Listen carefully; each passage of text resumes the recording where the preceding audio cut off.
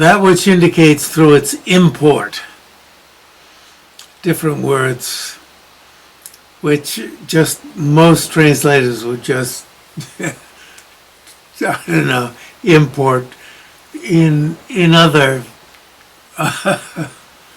through its meaning, but these words I try to translate all in different ways. For instance, fat, yajna datta or yajna dattas, not eating during the day, in the day. You know, the point. Of course, if you wanted to quarrel,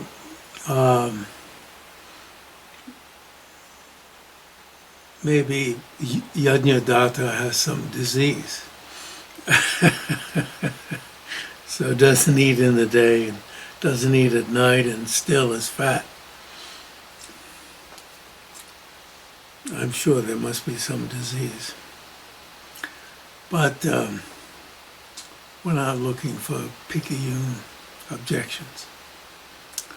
So it's clear that suggests, I used to use the word suggest instead of projects, but the word really is pang, like project an arrow,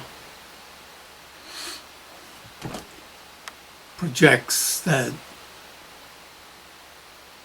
the slob.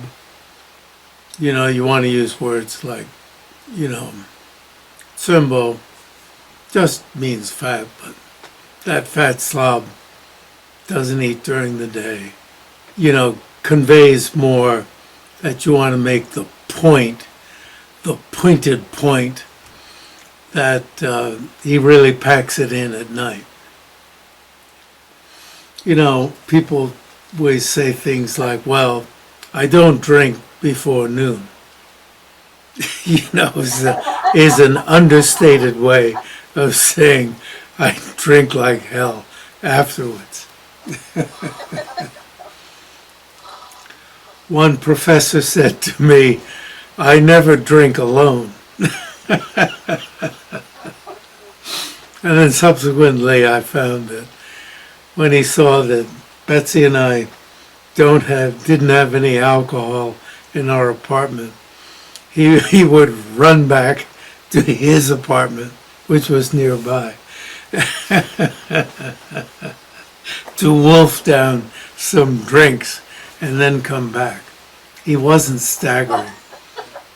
He's such an alcoholic that, I don't know, there must have been a point at which he would stagger, but I never saw it.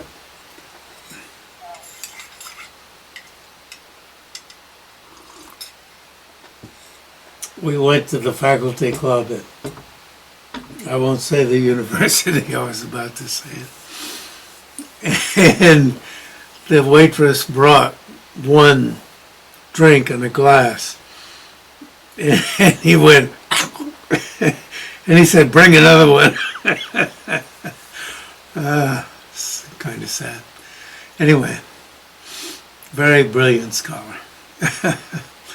That which is, so no need to give a further explanation.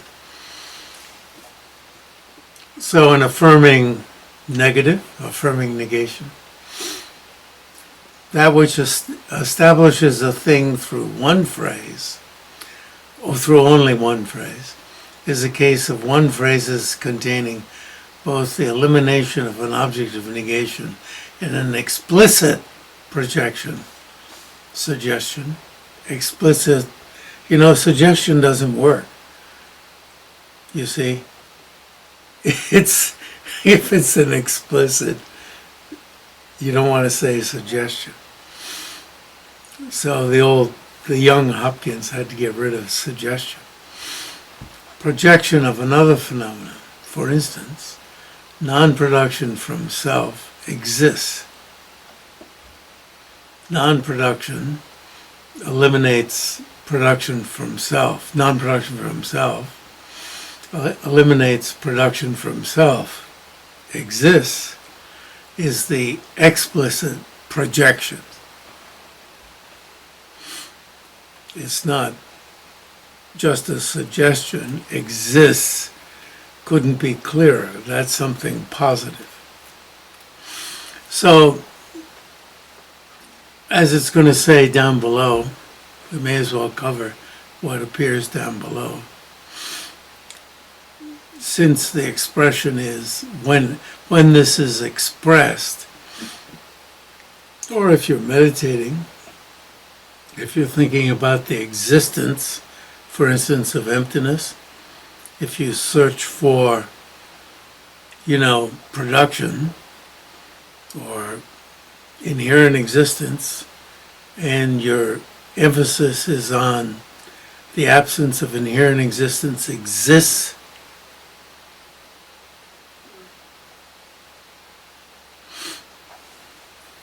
then your emphasis is on an affirming negative. So that's what a lot of critics of Geluk think Geluk is doing. Just means they haven't paid sufficient attention to Geluk.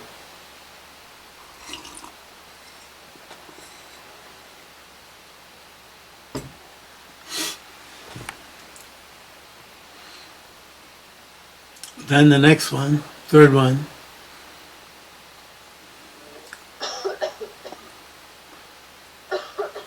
That which possesses those, that refers back to Navidharma's phrase, that which possesses those. That's a mystery in itself, isn't it? Is a phrase that has both explicit and implicit projection. Okay. That which possesses those. That means the two that came before it. If you look up at Navidharma's negations that indicate through import and that, and then the second one that established through a phrase, if you spend enough time and, if you're interested in the poetry, how to put it together. Is a phrase that has both explicit and implicit projection of other phenomena. The non-emaciated, they didn't say fat slob.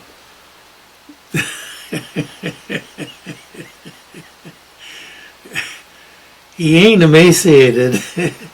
the ain't emaciated fat Yajnadatta, who does not eat during the day, exists. So that this is expressing the words that express this thing that you're getting at. This thing is Yajnadatta, this person.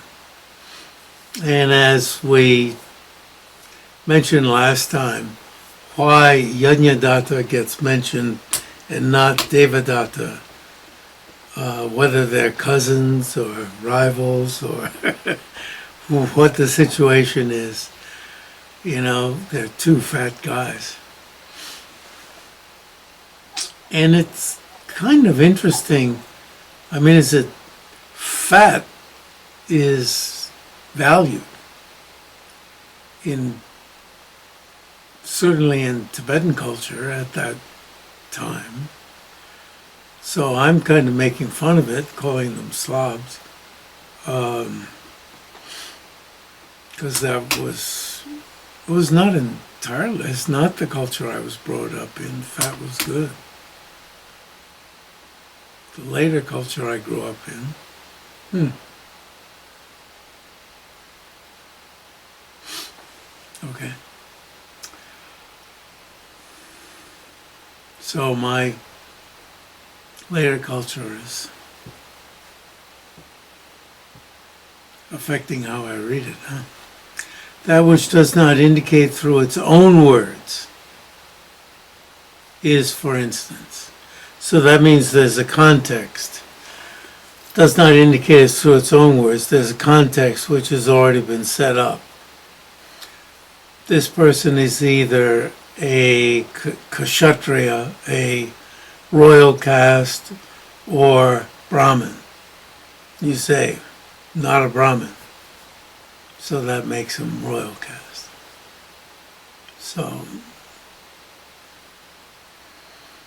So here I was in Lhasa in the 1980s, 1986.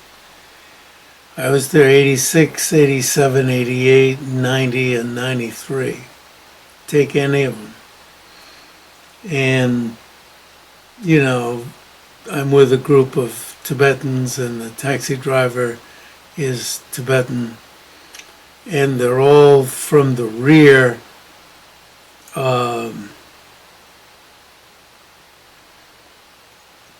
telling with people, you know, youngish, not children, telling you who the people walking are, Tibetan or Chinese.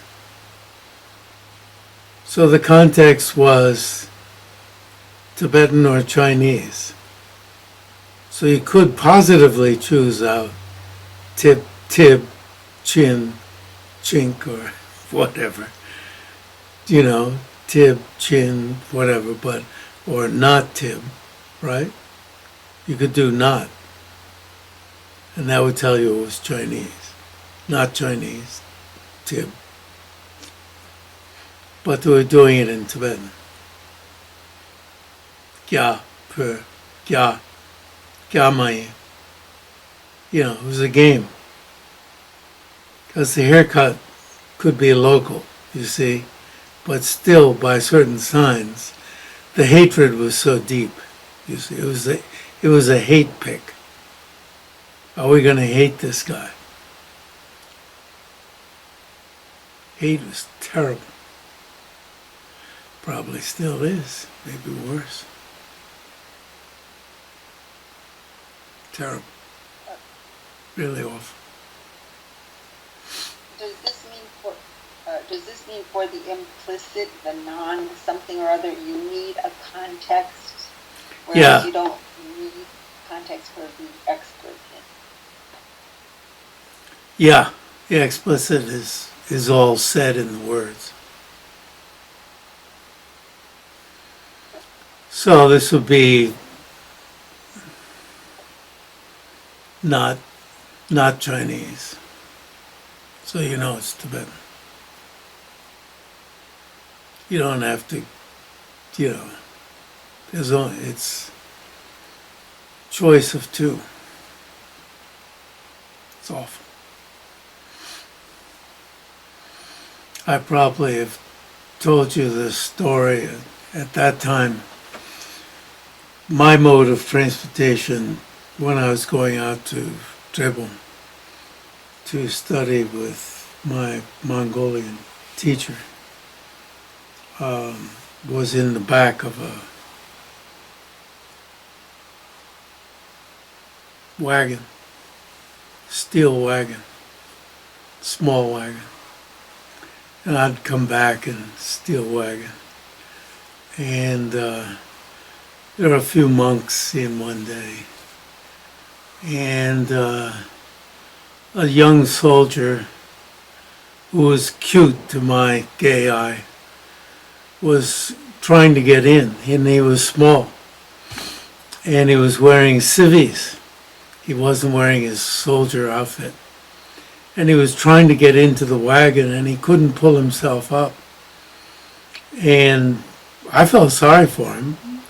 Also, I found him to be cute, but that was incidental. I would have helped him if he was cute or not. But I found him to be cute. And so I reached down behind him to pull him up from his back. And he had a big knife to kill anyone who was going to kill him. I don't. He wasn't going to town to kill somebody. That was my judgment. He looked like a nice guy, but he knew what he was walking into, and I knew, what he was walking into, because I've been around. And he was getting into a cart with some Tibetan monks in it. And the monks were saying, once he was in the cart, they're saying, what's wrong with in Tibetan, what's wrong with these people? No religion. And then they spelled out, no compassion. But I was the one who got up to help him get in. But maybe it would have scared the shit out of him if they got up to help him get in. I don't know. So, all right. So, if it's not any of those four negatives, then it's a non-affirming negative. So then Ngag-wang-tra-shi does the same list, and he adds a fifth, which is the non-affirming negative. All right. So the Ngag-wang-tra-shi list says the same thing that we just went over. And then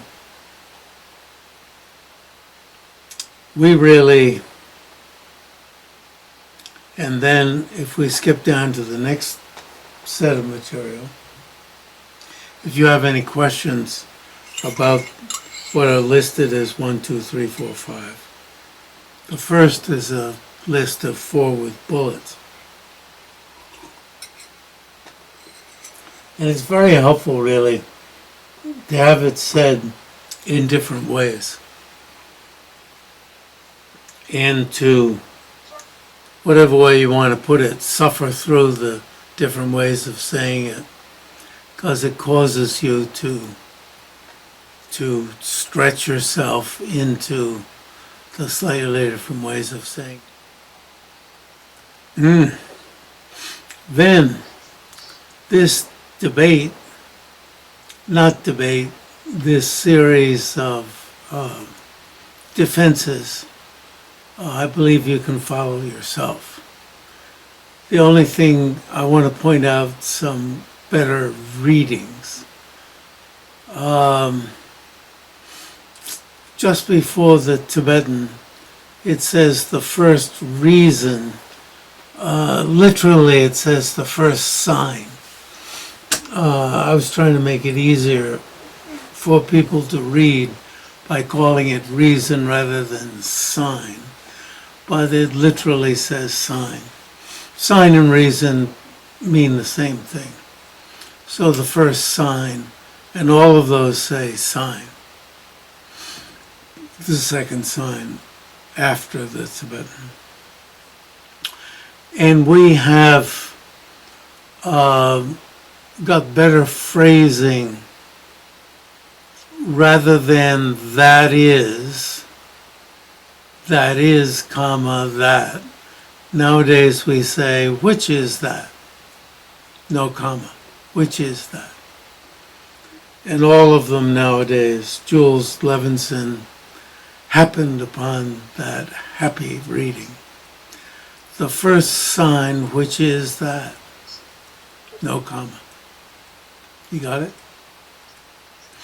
This is how we do it nowadays. Now, do we have anything here from Pur-bu-jog after all that Tibetan?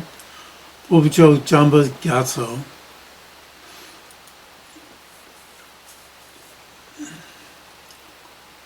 And you may remember that I met a relative of his in Tibet who showed us around the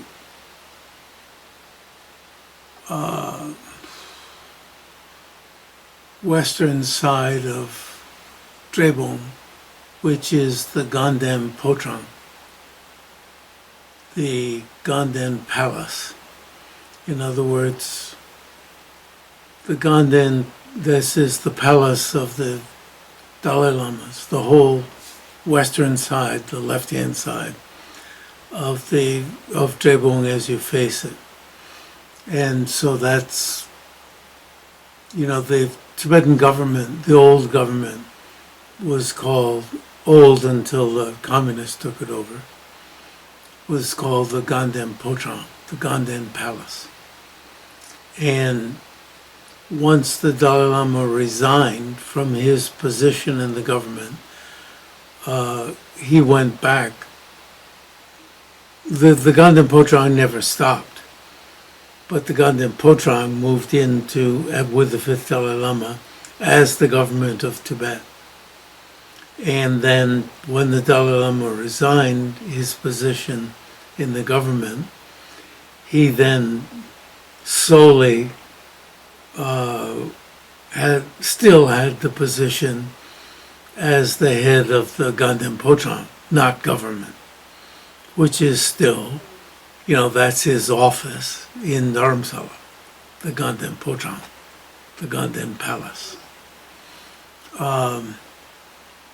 And Samdang Rinpoche, who was one of the prime ministers, became part of that office, no longer prime minister, became part of that office also. So the Ganden Pochang is still functioning in Dharamsala.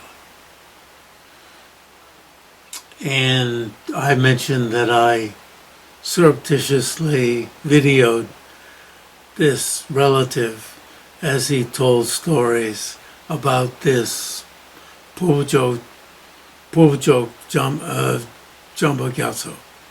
I just kept my video machine down at my side and with it on, which I tried to do at the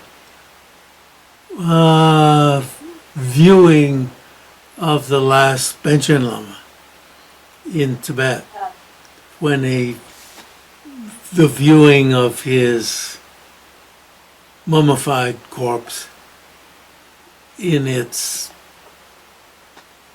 whatever. But the young monks were smart enough to see the little light on. I should have covered the light. And so they had me turn off my video machine. And I also videoed surreptitiously. Evil person that I am. I forget his name. One of the monks who was doing fantastic breath meditation in an experiment. It's really nice, really beautiful.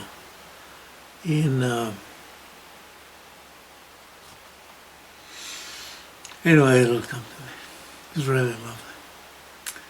In not India, but the small country next to India.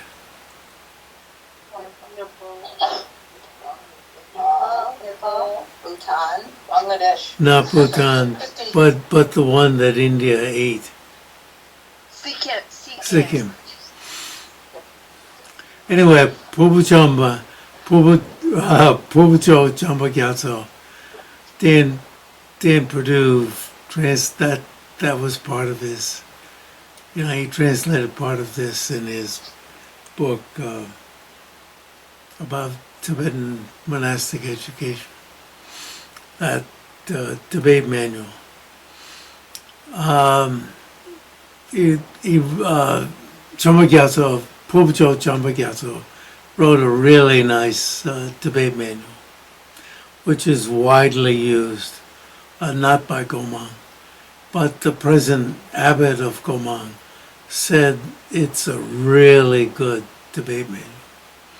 A mountainless plain, Rimebe Tang, the expression mountainless plain eliminates mountains, but openly speaks of a plain, mountainless. Oh.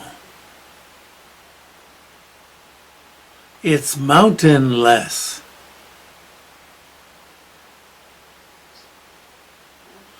It's not plain.